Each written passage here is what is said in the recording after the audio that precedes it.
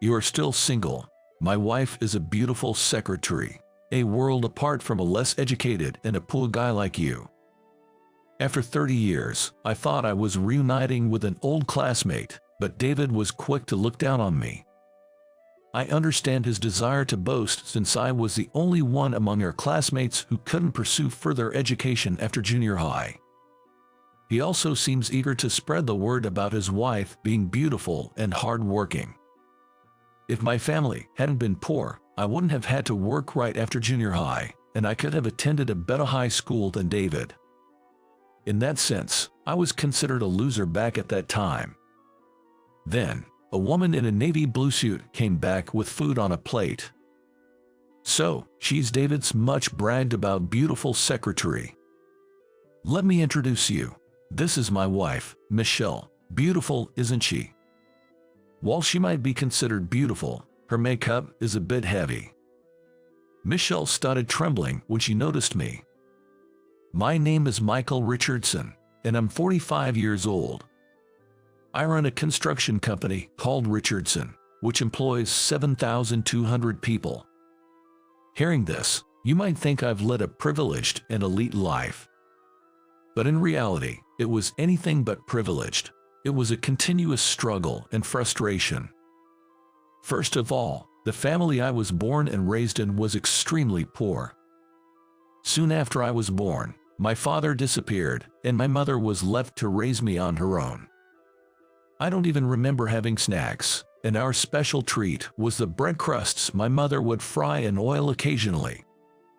Without school meals, I would have probably collapsed from hunger on my way home from school. Can you imagine, in this wealthy country of America, a child constantly being hungry? Since we couldn't afford games and toys, I naturally turned to studying whenever I had free time. Maybe as a result, my grades were always top of the class from elementary school.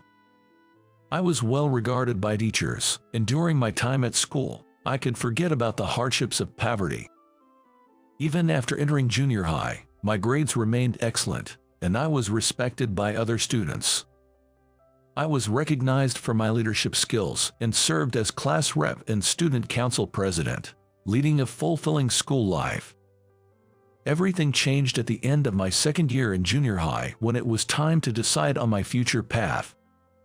Both my mother and my homeroom teacher, Mr. Thompson, looked troubled. Despite having the academic ability to easily get into the best high school in the state, my family's poverty meant I couldn't pursue further education. My mother, with tears in her eyes, pleaded with Mr. Thompson. "Isn't there anything we can do? He loves studying and his grades are excellent. It's too cruel to deprive him of the opportunity to study just because he was born into a poor family." Mr. Richardson, the owner of a construction company I know, actively takes in students who are struggling to afford their education. How about working for his company? He can work while getting his high school diploma through correspondence courses. After hearing Mr. Thompson's suggestion, my mother pondered for a while. "Construction, I've heard it's a tough world. It might be impossible to study leisurely.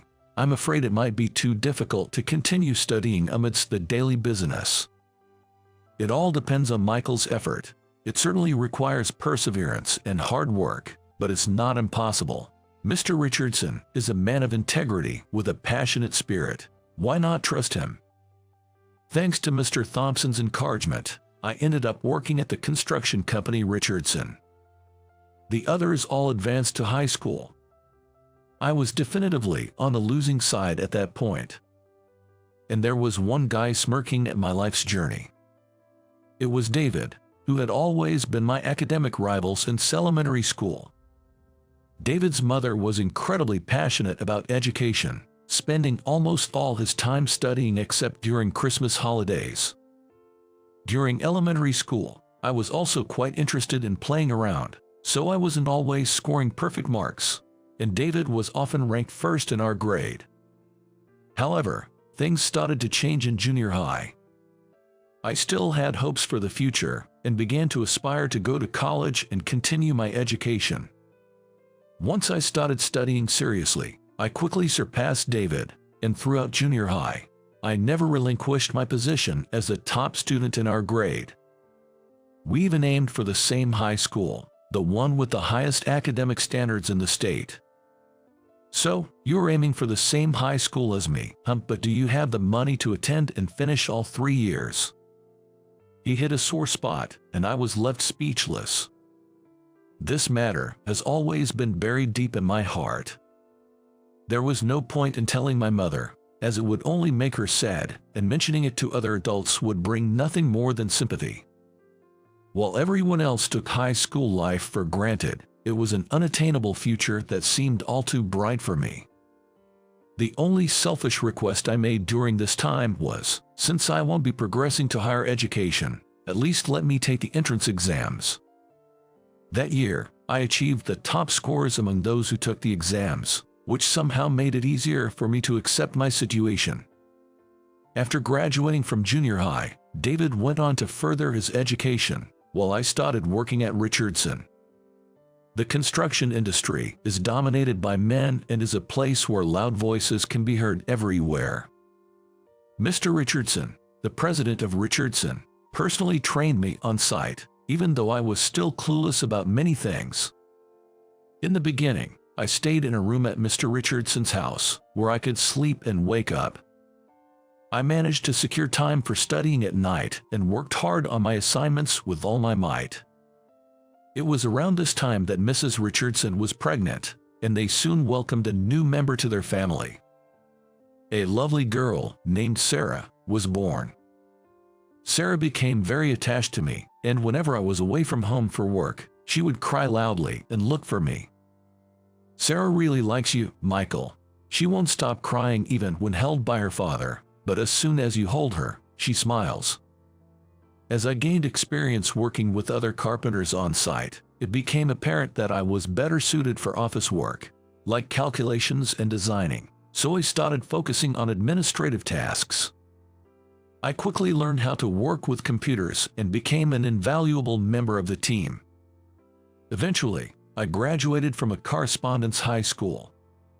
For me, this felt like a closure, so I decided against pursuing college. By the time I was in my 30s, I was entrusted with significant responsibilities in managing the company. Having someone in management who knows the field can significantly change how work is done. It became easier to incorporate feedback from the field, and the management could give more detailed instructions. The company's performance soared, the number of employees increased, and the company grew significantly. What was once a medium-sized construction company had now become a major corporation. By that time, Sarah had turned 18 and was growing into a beautiful young woman, which was a joy to witness. Our relationship remained close, and Sarah began to harbor feelings of love for me. Gradually, my feelings evolved from a reliable big brother to someone who would protect Sarah at all costs. One day, Mr. Richardson took me to a high-end restaurant and presented me with a surprising proposal. "Michael, do you have a girlfriend or someone you love?" "No, not really. I enjoy my work." "Then, would you consider marrying Sarah? She insists on marrying you, and I'd rather have her with someone I trust like you than an unknown person." As I stood there bewildered, the sliding door at the back opened and Sarah, dressed in a beautiful dress, came in. Finally grasping the situation, I straightened up and greeted her. Even though we both knew how we felt about each other, I still wanted to make a formal proposal. "Mr. Richardson, please allow me to marry Sarah. I promise to make her happy." Sarah shed tears and whispered, "Thank you." And so, I married Sarah and took the Richardson name. I was prepared for some to be envious, but almost all of the employees accepted us warmly. Perhaps having someone to protect changes a man. Lately, Michael seems to have gained a certain dignity. Maybe it's because of his extensive experience since joining the workforce. It makes us feel safe to follow his lead, they said.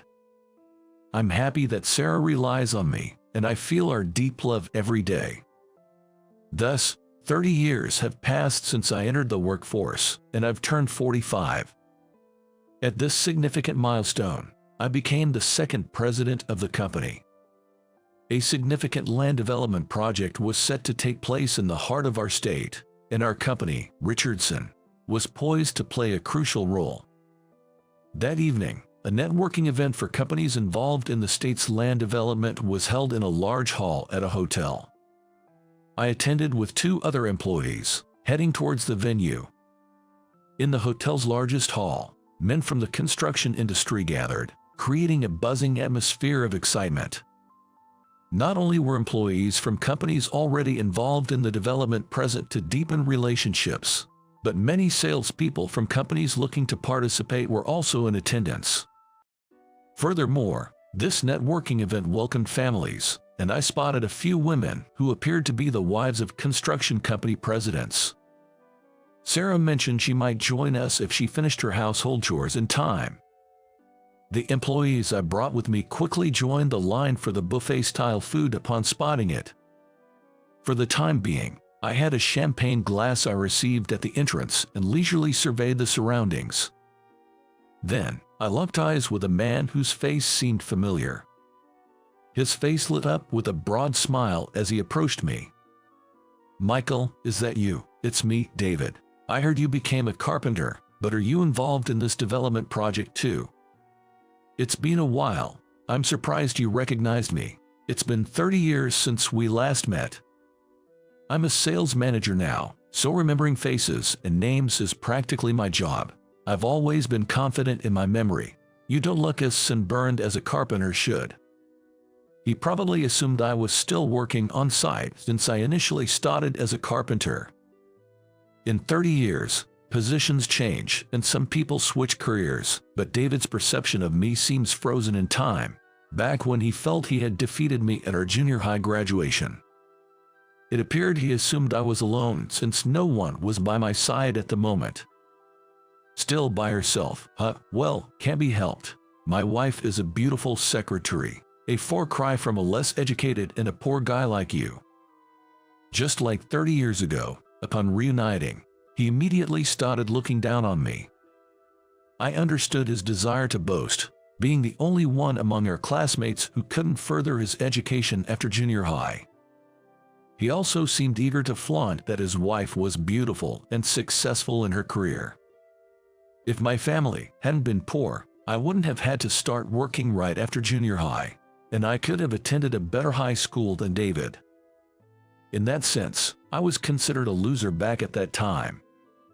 At that moment, a woman in a navy blue suit came back with food on her plate. "So, she's David's much bragged about beautiful secretary." Her attire was modest, likely due to her role as a secretary, which probably didn't allow her for much flamboyance. "Let me introduce you. This is my wife, Michelle. Beautiful, isn't she?" I glanced at Michelle and smiled. She might be considered beautiful, but I always thought her makeup was a bit heavy. Michelle began to tremble when she noticed me. "Thank you for the other day. It must have been tough for you afterward." "I'm so sorry for what happened last time. Both Bill, the manager, and I have been reflecting deeply, and we were planning to come and apologize within a few days." Hearing Michelle and me converse, David realized we weren't meeting for the first time and gave me a puzzled look. "What do you mean? Michelle works for a trading company. There's no way she'd have any connection with a carpenter like you." "What are you talking about? This gentleman is Mr. Richardson, the president of Richardson Construction, the leading construction company in the state. We supply many products to them, but I made a huge mistake the other day." Michelle was the secretary to the sales manager of one of Richardson's suppliers. David had presented her as if she were his personal secretary, but her role wasn't that high level. Recently, we had arranged a meeting with Bill for direct discussions, but it was left hanging due to a scheduling mistake by Michelle. Michelle apologized profoundly. "I know it's not the best timing, but could you give us another chance, considering my husband? I promise such a disrespectful mistake won't happen again, please." "Because of your husband. Well, I know your husband. We're not exactly close, but all right, please be punctual this time." "Thank you so much." Michelle continued to express her gratitude, almost in tears. David was initially dumbfounded but gradually turned pale as he understood the situation. "Richardson, that's a major corporation. You're its president. How can someone who has a low level of education become a president at your age?" "What do you mean how? It's the result of hard work. I've been part of the workforce longer than most, which probably means I've put in more effort." Michelle nodded deeply, impressed.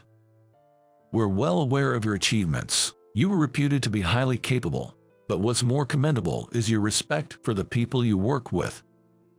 David's mood soured even further.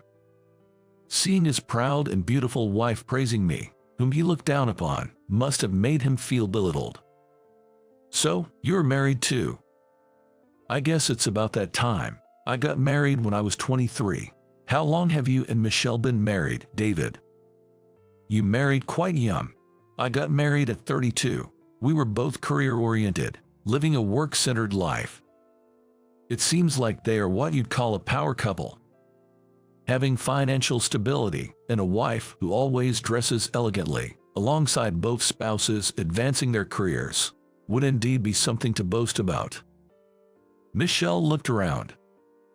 "Is Mrs. Richardson not here? I've heard she's beautiful. I've been hoping to meet her." "My wife should be arriving soon. I'll introduce you then." Just the mention of my wife being beautiful seemed to sour David's mood. But he probably assumed it was just an exaggeration since she's the wife of a significant client. Then, Sarah arrived briskly. "Sorry I'm late. The kids just wouldn't go to sleep." Both David and Michelle were taken aback by Sarah's youthfulness. "How old are you, ma'am? You're quite young. It's surprising." "She's 30 this year. She was born the year I joined Richardson. To me, it feels like I've watched her grow up and waited until she was old enough. That's like a dream for many men, isn't it?" I couldn't help but feel somewhat flattered, scratching my head to hide my embarrassment. I filled Sarah in about David and Michelle. "I decided I would marry Michael since I was born. I rushed into it as soon as I turned 18 because I was worried someone else might snatch him away."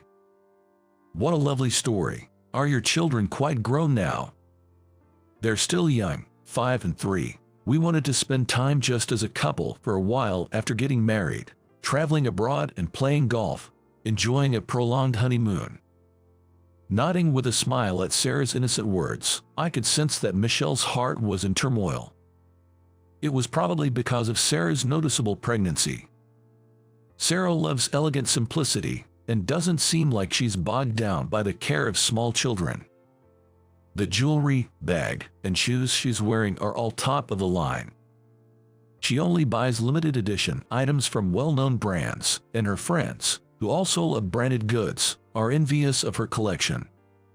Michelle, who seems to have a keen interest in branded goods, appeared to feel down comparing her possessions to Sarah's.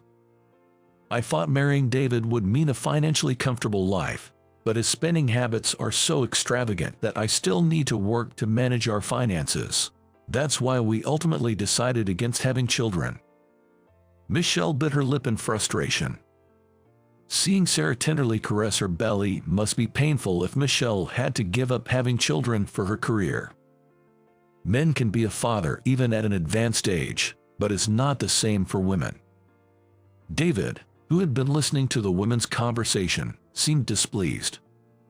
"There's no point in talking about it now. Besides, you're just as bad with money. Normally, when both spouses work, they contribute equally to the household, but you keep splurging on your bikes, leaving me to foot the bills. So much for your beautiful secretary.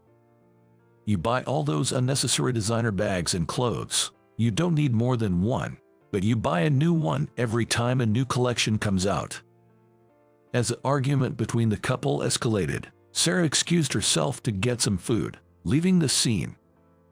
I finished my champagne, pondering the life David had led. He went from the top high school to a prestigious university, landed a prime job in sales, and married a beautiful woman. Without children, he must have more disposable income than most. He probably enjoyed boasting about his life and having others envy him.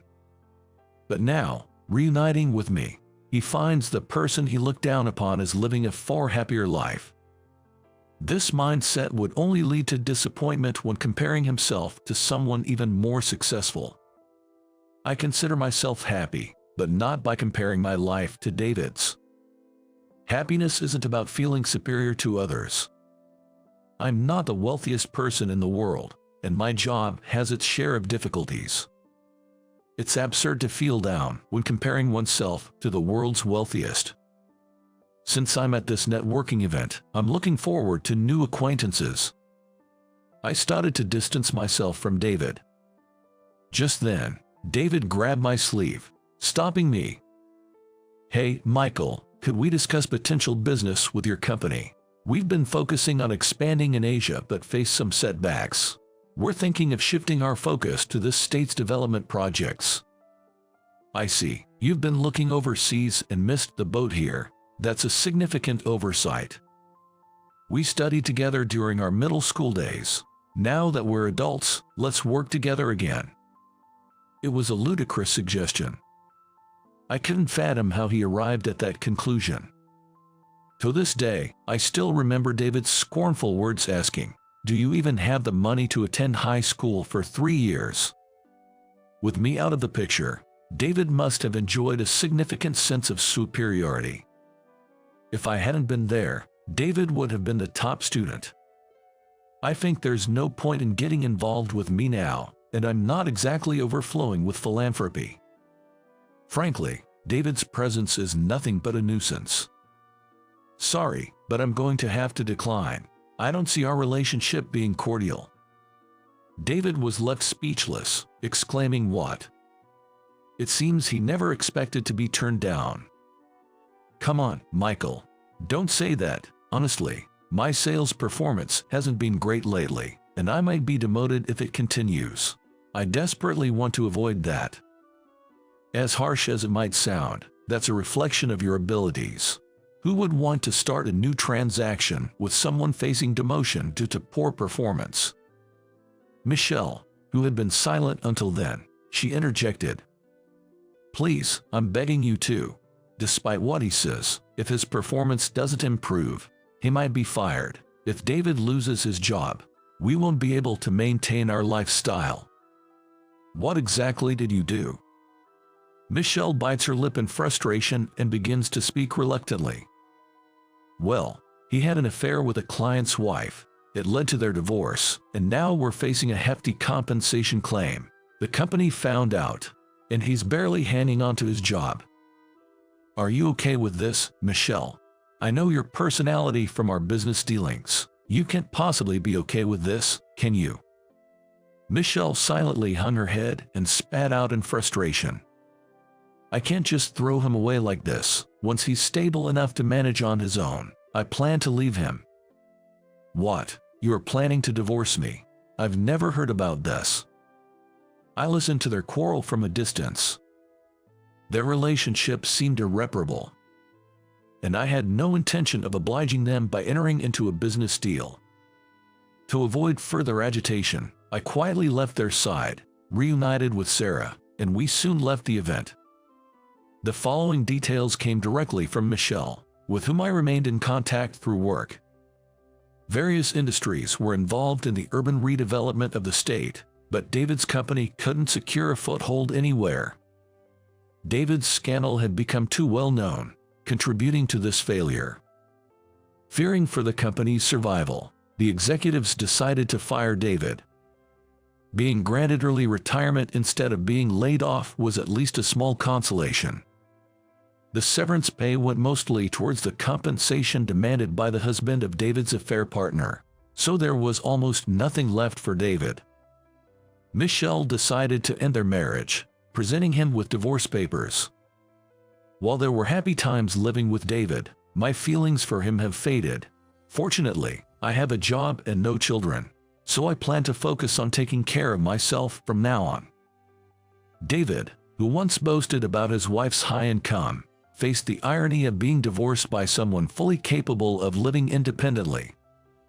The divorce settlement halved David's savings, and he had to sell his house. Unwilling to lower his standard of living, David set high expectations for his new job. But few companies offered such senior positions. David's miscalculations weren't limited to his career. Until now, he was able to live quite comfortably with the addition of Michelle's salary to his living expenses. However, even if he was to receive the same salary as before, he would have to cut his standard of living in half. Unable to secure a job, David moved to a cheaper apartment. Eventually, he must have thought that staying in this land was the problem, so he quietly moved to another state. No one, including Michelle, knew what became of him after that. Meanwhile, Michelle thrived. Initially, she deeply regretted not having children, but volunteering, suggested by a friend, brought new meaning to her life. She became a supporter of children in underprivileged countries, hoping she would grow into admirable individuals. She plans to visit Africa next year to meet them. Michelle sold all her designer items, choosing a minimalist lifestyle. I'm grateful to Mr. Richardson for giving me an opportunity that changed my outlook on life. Michelle, who now speaks cheerfully, has simplified her makeup and attire. I've heard that some male colleagues have taken a keen interest in her. It'll be interesting to see how things unfold.